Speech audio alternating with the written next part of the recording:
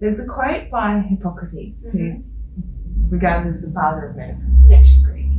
And the quote is, "Let food be thy medicine, and medicine be thy food." How does that work in Ayurveda? Because you said Hippocrates is the father of medicine. Yeah.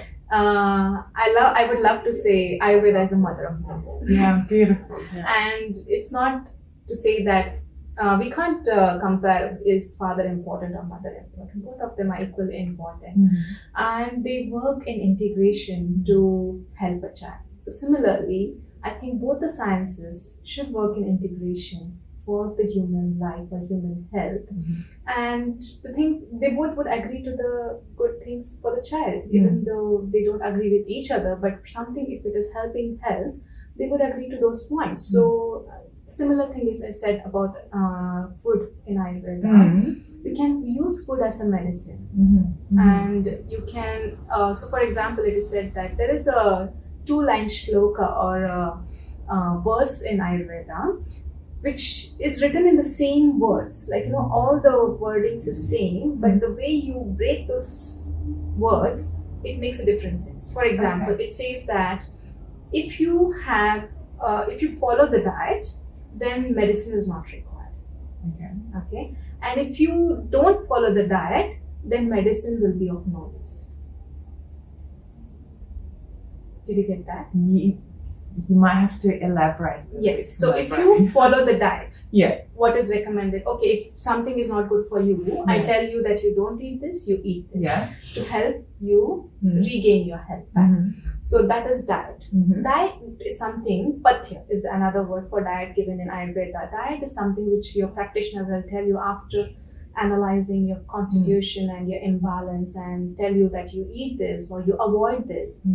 If you do that, then you may not need a medicine because you're using your food or the diet as a medicine. Yes. Okay. Second part of it is, if you're not following the diet or what is good for your body, then even medicine is of no use. Yeah. So you need to start with the diet. Yeah. Okay. Because that is a root cause, and if you're keeping on doing that, probably medicines won't work because you're not following. For example, your digestive fire is low. I'm recommending you some medicines, but at the same time, I'll tell you have something light and easy to digest, not the greasy stuff. You eat the greasy stuff, then probably the medicines won't work. Yeah, and then you say, well, this medicine doesn't work. Yeah, okay, yeah. Because even the medicines need to be digested by your body. Yeah, so the food is part of the medicine. It's a condensed medicine. Yeah. I mean, I can say the medicine is a condensed food. Okay. Yeah. So if you look at it, if you see the Pathya Kalpana or the dietary recommendations when you're not feeling well, or particularly for the digestive fire, because digestive fire is the gatekeeper, and once that goes low, then disease sets in. Yeah. So if you look at most of the diseases, name them, you'll see that most often the digestive fire will go low. I've seen mostly in my son, whenever he starts complaining of, I don't want to eat, I'm not feeling hungry, then I know the next thing he's going to get something. So even in our cases, sometimes there are times when we feel that, we don't feel like eating. That could happen as the first thing, even before we get cough, cold, fever, pneumonia, name anything, whatever would be. So the first thing to be affected is the digestive fire. Or you'll see you vomit it out, or you have loose motions or constipation, or something will relate it to the digestive system will happen first. So if you look at the Pathya Kalpana or the dietary recommendations, they would be mostly prepared in rice or the mung dal. And that too not the free rice. It would be more in the form of porridge consistency.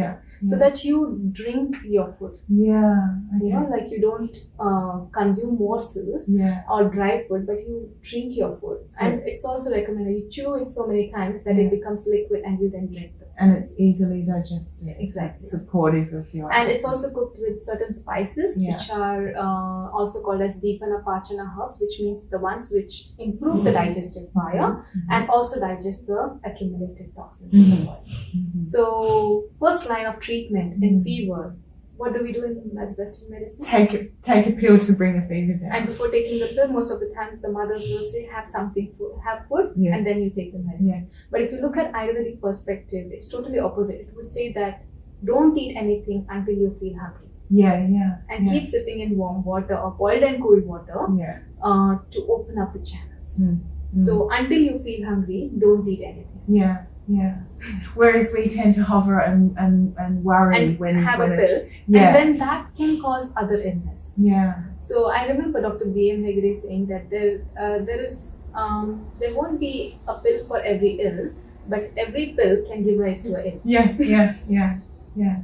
And we take them without much. Well, lots of us take them. See, without it's much okay thought. if your body is experiencing that discomfort and you have a throbbing Yeah, headache and yeah, you can't really yeah. manage that. Yeah. You need to take a pill and also rest. Yeah, So that yeah. you give your body some time rather than taking a pill Mm. and continuing our activities. Yeah. Because that's your signal, that's the Mm. body's signal to say that you need some rest. Yeah. This balance of rest and Yeah. activity Yeah. is very important. And with the good nutrition to support you. Of course. Yeah. So these are the three stands Mm. or the legs of the Yeah. which maintain your body. Ahar, that is the food. Mhm. Nidra, sleep, Mm. and brahmacharya is, I wouldn't say celibacy, but properly indulging in sexual activities. Mhm. Because if they are done well, Mm. so anything you look, whether it is the season, whether it is the food, whether it is anything, for example, it's not required that you don't eat fried food. You Mm. can eat sometimes, Mm. but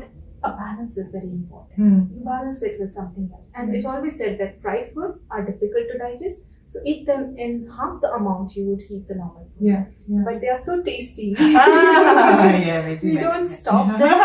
And then problems happen. Yeah. Yeah. So first thing is control over our tongue. But it's also about, like what you were saying earlier, about knowledge and using that knowledge wisely. So if you know better, you can do better. Yes, absolutely. And you need to be conscious. Mm. I was a person who loved potatoes, Yeah. but I now realize that if I eat potatoes, I get sore stomach Yeah. very soon, probably in 2 days as well. Yeah. It may not give me immediately, but then I realize that, And oh, you think back and go, and I had consumed potatoes Yeah. and that's caused me problems. So Yeah.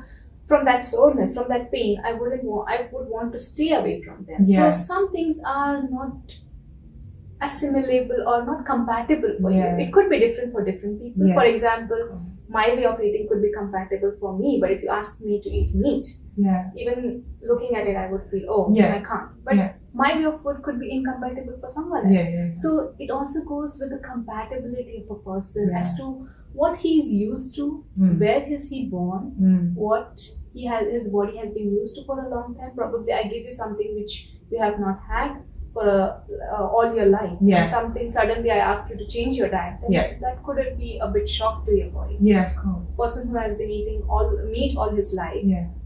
but now if I need to stop his meat eating because he's getting repetitive cancer problems, I need to do some planning. Gentle. Yeah, so for gentle example, change. if he's eating meat, okay, you consume meat, but in the form of a soup. Yeah, yeah, yeah. Meat soup is not something, it's not totally forbidden in Ayurveda that you don't eat meat. Yeah. But the way it is eaten Yeah. is very different here. Yeah.